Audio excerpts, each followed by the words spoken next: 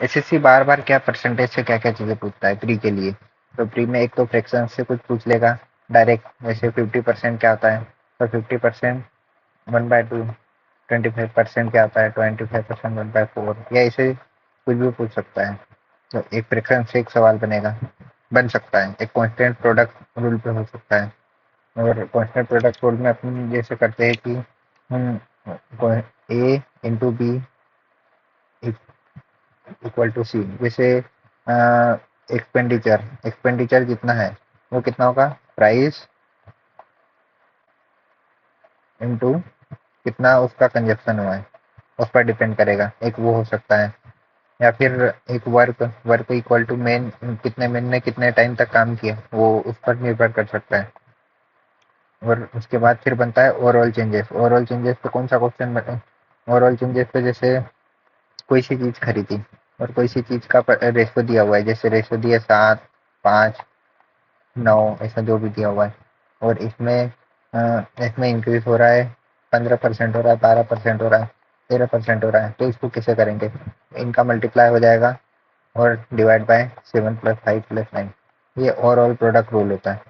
और उसके अलावा फिर इसमें और कौन कौन से टॉपिक बन सकते हैं, तो एक सक्सेसिव चेंजेस होंगे। तो सक्सेसिव चेंजेस का तो डायरेक्ट फॉर्मूला ही होता है। सक्सेसिव ए मतलब कोई सी भी चीज है वो A% बढ़ी और फिर बाद में B% बढ़ी, तो उसका डायरेक्ट फॉर्मूला A+B+AB/100।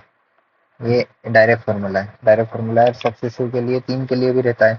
एक मतलब A+B+C के लिए रहेगा कि ए मतलब बड़ी है तो A+B+C+AB+BC+CA/100 +ABC/10,000। और ये परसेंटेज रहेगा। और उसके अलावा फिर अपना क्वेश्चन बेस्ड ऑन पॉपुलेशन, कोई से शहर की 10% थी, 10% इंक्रीज हुई, फिर कोई बीमारी आने की वजह से वो 10% डिक्रीज हो गई है, फिर वहाँ पे कुछ और इंक्रीमेंट हुआ है 10%, तो ओवरऑल कितना चेंजेस हुआ है, 100 है तो 100 का 110 इंक्रीज हुई है, कम हुई है, तो इस हिसाब से कर सकते हैं। और उसके इक्वल टू अब जो बची है वो लगा सकते हैं। या फिर यहाँ पे 100 नहीं लगाए, यहाँ पे जो पॉपुलेशन है, पॉपुलेशन अभी करंट की जो पॉपुलेशन है उसमें से जो चेंजेस हो रहे हैं और बाद में जो आएगी वो लिख सकते हैं। बेस्ड ऑन क्वेश्चन अपने को करना है वैसे तो ये। और उसके अलावा फिर क्वेश्चन इलेक्शन पे तो एक सवाल कभी कभार बन ही जाता है। इलेक्शन के लिए जैसे कोई सी भी इलेक्शन है तो इलेक्शन में इतने कैंडिडेट्स ने वोट इतने कैंडिडेट इतने वोट से जीता है, तो और तो अब बताओ टोटल कितने कैंडिडेट्स हो सकते हैं, या फिर इतने इनवैलिड वोट है।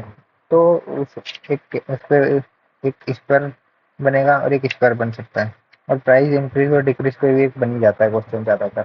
जैसे कोई सी चीज़ है, कोई सा आर्टिकल ही लियो, उसकी प्राइस पहले 10% इंक्रीज हो गई, तो अब कमी आई, खपत में कितनी कमी है, जैसे किसी चीज़ की प्राइस बढ़ गई है तो खपत मतलब किसी चीज़ का यूज़ कितना कम हो गया है, वो एक आ सकता है। इन और इनकम एक्सपेंडिचर और सेविंग, इस पर भी एक सवाल बन ही जाता है। इनकम एक्सपेंडिचर और सेविंग, जैसे किसी की इनकम थी 100%, अब उसने एक्सपेंडिचर 20% एक्सपेंडिचर करता है, तो सेविंग कितनी बच रही है, 30%। अब उसकी इनकम बढ़ गई है, 10% बढ़ गई है, और उसकी एक्सपेंडिचर 30% इंक्रीज हो गई है। तो अब बताओ सेविंग में क्या चेंजेस होगा। ये